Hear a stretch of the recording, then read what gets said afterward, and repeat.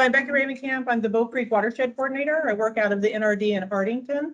I've been there for about 1.5 years.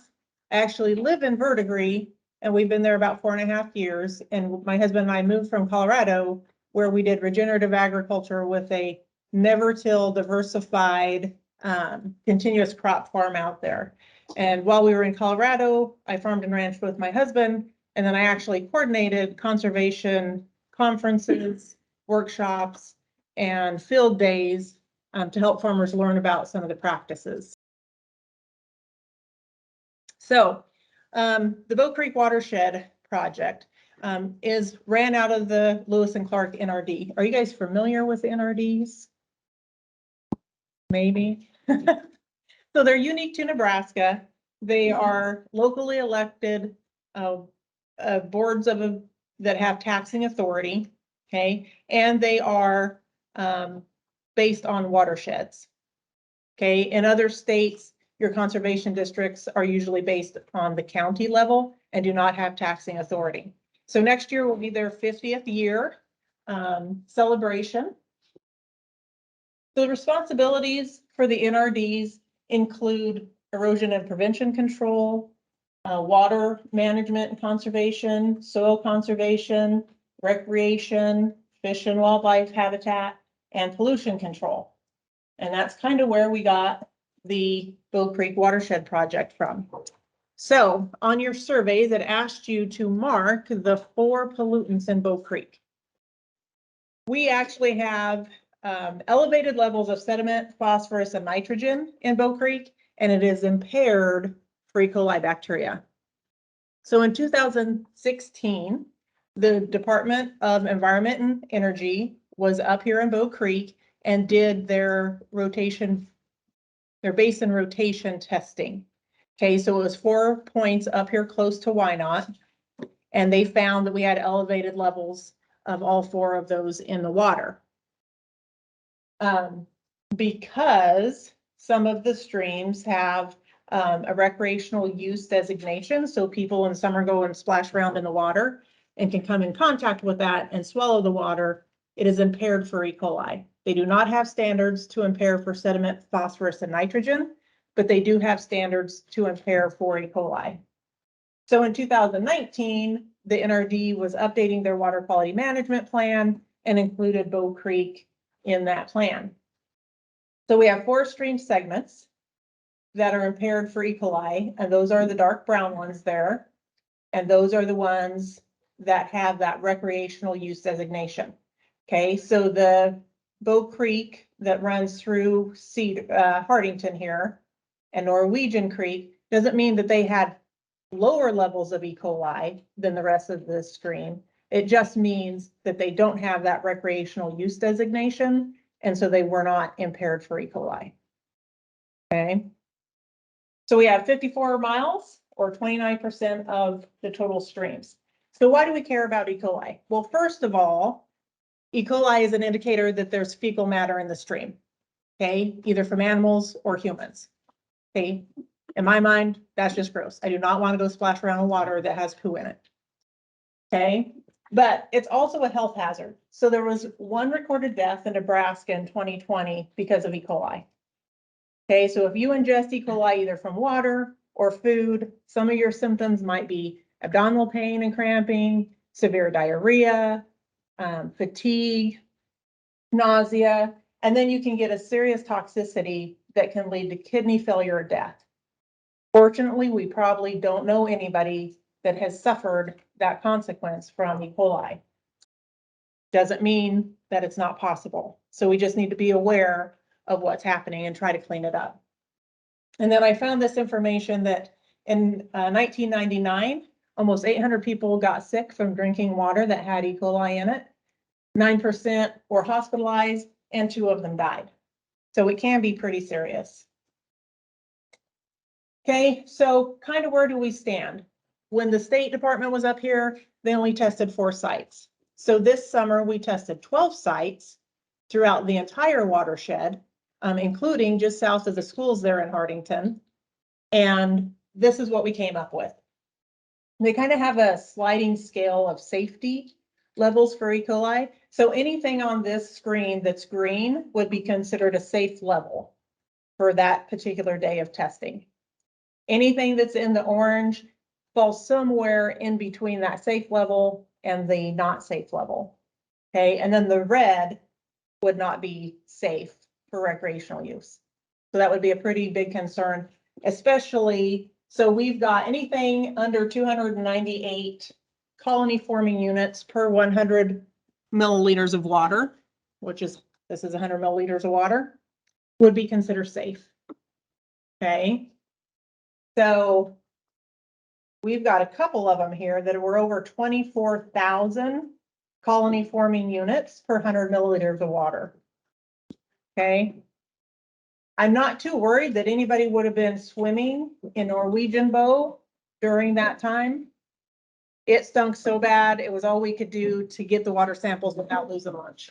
I mean, it was, something was going on in that particular area on that particular day.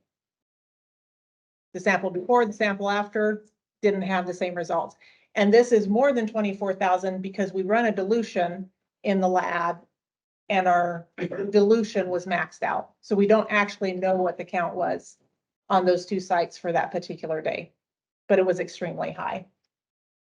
So we will continue to do water quality testing the next couple of years to kind of see what happens. This year was a pretty dry year. Is this the best we can hope for when we don't have a lot of runoff? Or is this high because we didn't have the rain to dilute what was going on in the stream? Okay. How does E. coli get in the stream?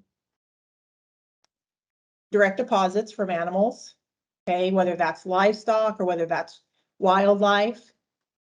Septic systems that are not set up properly, that are dumping into the stream, okay.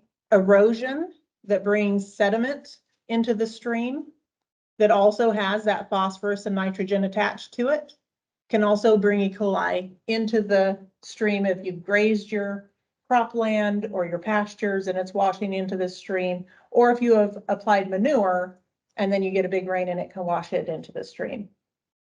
Also, rain events that churn up the bottom of the stream can release E. coli that's already in there. And you'll notice that we have more E. coli during the warmer months. That's because it likes warmer temperatures to reproduce. Okay, so we took some samples and ran them in the lab for E. coli, but we also took samples for phosphorus, nitrogen, and sediment and sent them into the lab in Lincoln. We had temperature, pH, turbidity, dissolved oxygen, and conductivity samples that we collected using a probe that the Department of Environment and Energy provided for us. And we collected samples for atrazine in May and June. We hope to get some information back from the state on those test results this winter. So when the NRD was working on this project, they met with producers in the area, they met with county commissioners and town councilmen, and kind of came up with a priority management practice list. And then they worked with an engineering firm to be able to tell us how much that would decrease the load in Bow Creek if those practices were applied. Okay, so you can see it makes sense. If you upgrade your septic system and you're not dumping raw sewage into the stream, it's going to be pretty effective of reducing the E. coli from that particular source.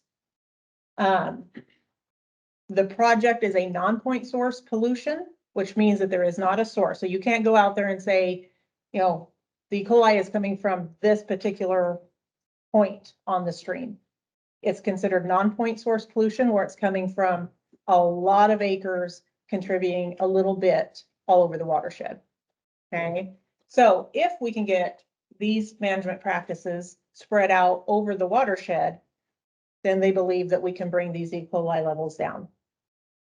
So to entice producers to apply those practices, we have an incentive and education program. So we will increase their payment to be 70% of the estimated costs of these particular practices. Okay, with a maximum payout of $7,500. So if they decide that they want to do no-till on their fields, and this is not the number, but for simple math, I'm gonna say if it's $100, if it costs $100 to apply that practice, and say NRCS's EQIP program would pay $50 an acre, that would be 50%.